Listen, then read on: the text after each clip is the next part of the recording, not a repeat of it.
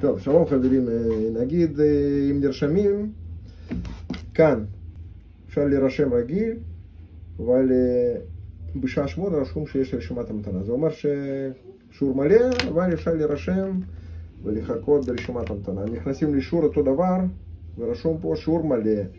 אז לוחצים, להירשם לרשימת המתנה. יראו הזמן. מה אנחנו רואים עכשיו? יש רישום ברשימת המתנה. הנה צצה התראה, מירי התפנה מקום. אז צריכים להיכנס לאפליקציה. הנה יש פה סימן אדום, רגע עוד פעם. מההתחלה. אוקיי. נכנסים לאפליקציה, יש פה סימן אפילו של התראה חדשה. העיגול האדום. התפנה מקום בשיעור שרצית. פאוור בשעה 8 שרצית. אני מעוניין. עכשיו זה כבר נתפס, עכשיו זה כבר לא רשימת המתנה. ואיך זה נראה פה?